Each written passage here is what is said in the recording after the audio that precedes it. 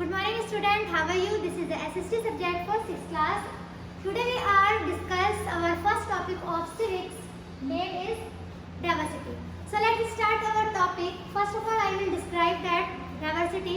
Diversity means the state of being different from one other is called diversity. It means जिस state में एक से अलग type के लोग रहते हैं उसे हम डाइवर्सिटी कहते हैं। डाइवर्सिटी को हिंदी में विविधता कहा जाता है। ठीक है, तो चलिए अब स्टार्ट कर लेते हैं अपना first topic. First topic is diversity in India. India is a country of diversities. Diversity has been one of our most remarkable features. People belonging to different religions and speaking different languages live in India. It means diversity वाली जो हमारी country है, हमारे India के अंदर और अलग अलग अगर किसी भी अदर कंट्री में देखेंगे तो डाइवर्सिटी देखी जाएगी। आपको वहाँ पे मिलेंगे लैंग्वेज में डाइवर्सिटी मिलेगी, स्पीकिंग में डाइवर्सिटी मिलेगी, उनके कल्चर में डाइवर्सिटी मिलेगी, उनके क्लॉथिंग स्टाइल में डाइवर्सिटी मिलेगी। ठीक है, तो वैसे ही यहाँ पर मैंने लिखा भी है कि रिलीजियन, स्पीकिंग और लैंग्वेज इन सब में आपको डाइवर्सिटी देखने को मिलेगी। इसे हम कहते हैं डाइवर्सिटी। Next है the history of diversity. In the past, India was a very rich country. People from different parts of the world come to India to control its wealth.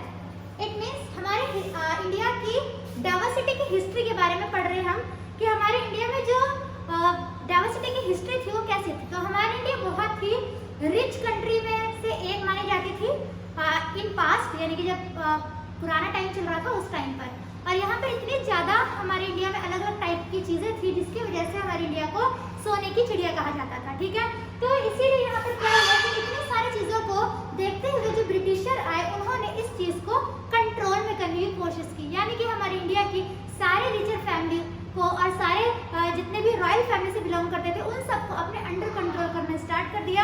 और इन्हीं सारी चीज़ों को देख कर भी कि हमारी इंडिया में इतनी ज़्यादा डाइवर्सिटी है, हमारी इंडिया में सिर्फ रहन सहन में ही डाइवर्सिटी नहीं देखने को मिलती थी, इसके अलावा हमारे इंडिया की ज्योग्राफिकल फीचर्स में भी डाइवर्सिटी है। तो इन सब चीज़ों को देखकर ब्रिटिशर बड़े अट्रैक्ट हुए थे और यहाँ पर आकर इन्होंने इन सब चीज़ों में कंट्रोल कर लिया था, यानी कि हमें गुलाम बना दिया था। ठीक है, तो ब्रिटिशर भी हमारे डाइवर्सिटी से ही अट्रैक्ट होकर यहाँ आए थे।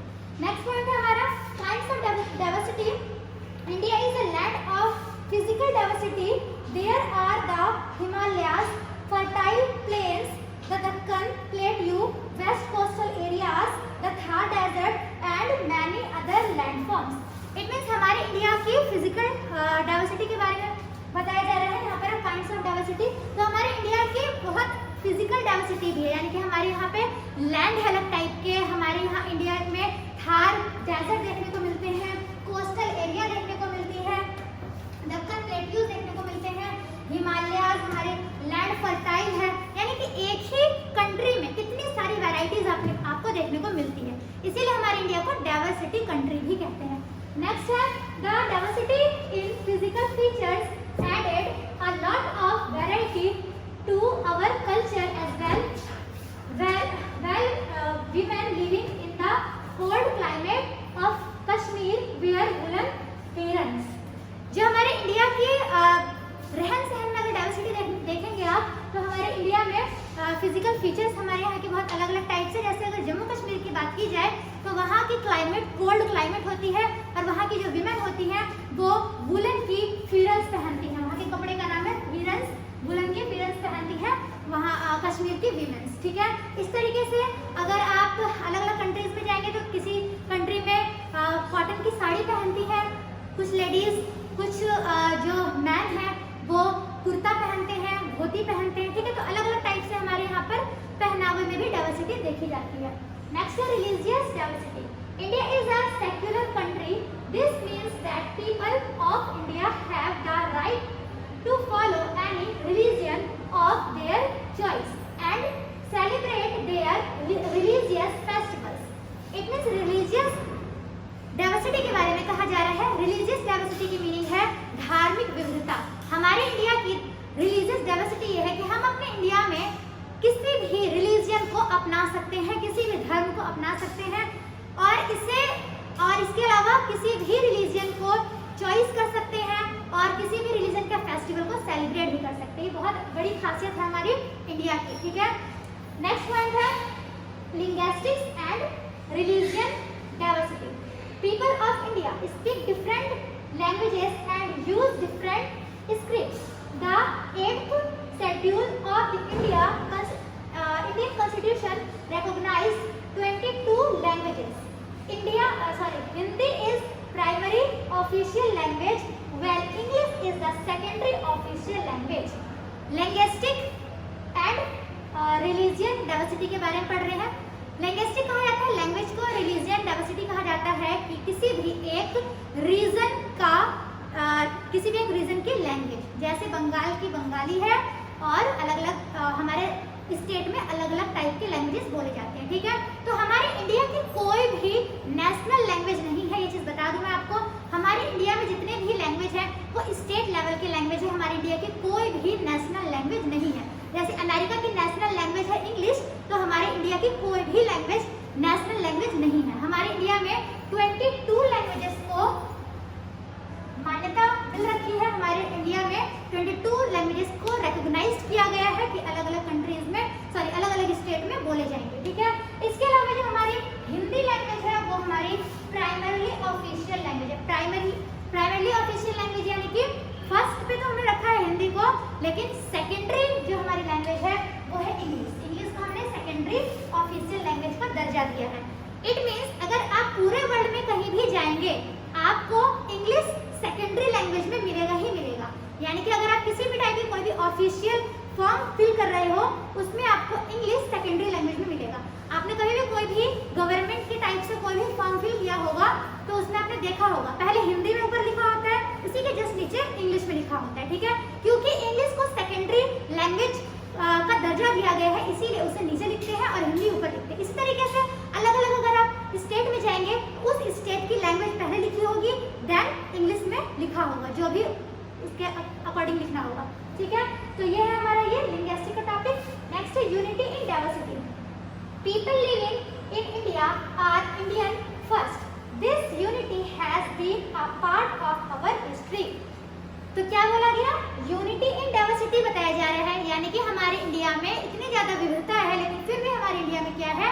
यूनिटी है, यानी कि एकता है। तो हमारे इंडिया में जितने भी लोग हैं इन सबको अलग अलग रिलीजियन, अलग अलग लैंग्वेज, अलग अलग कलर से नहीं माना जाता। सबसे पहले हम अपने इंडियन के पीपल को कहते हैं इंडियंस, ठीक है। हम अपने आप को पहले इंडियंस कहेंगे।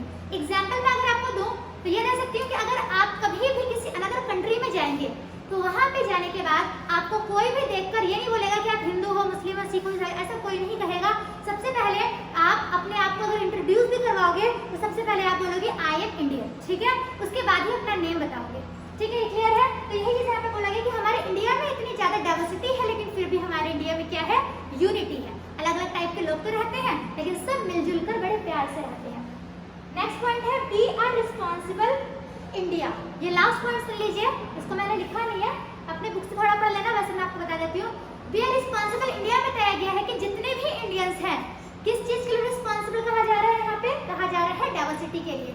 तो हम ही रिस्पॉन्सिबल है अपने डाइवर्सिटी को लेकर, क्योंकि हमारे इंडिया में अलग अलग टाइप की एक ही कंट्री में मिली हुई है। यहाँ पर अलग अलग टाइप के आपको क्लाइमेट भी देखने को मिलेंगे, अलग अलग टाइप के कल्चर भी देखने को मिलेंगे, ठीक है। बहुत सारी चीजें यहाँ पर अलग अलग देखने को मिलती है। ऐसी किसी भी कंट्री में पूरे वर्ल्ड में इतनी सारी वैरायटी एक ही कंट्री में नहीं मिलेगी आपको सिवाय इंडिया के, ठीक है। तो यहाँ पर क्या बोला गया कि रिस्पॉन्सिबल हम हैं अपने डाइवर्सिटी को लेकर। अगर हमने अपनी डाइवर्सिटी को बहुत अच्छे से चलाया, यानी कि मिलजुल कर चलाया, कभी भी किसी के अंदर ऐसा मन में ना हो कि मैं तो यहाँ पर इतने जमाने से रहता आ रहा हूँ और ये जितने भी हैं ये सिख, ईसाई या मुस्लिम इंडिया में बाद में आए हैं तो मेरी ये कंट्री मानी जाएगी, इन लोगों को भगा दिया जाए। इन सबको अपने माइंड से निकाल देना चाहिए क्योंकि हमारे इंडिया है डाइवर्सिटी कंट्री।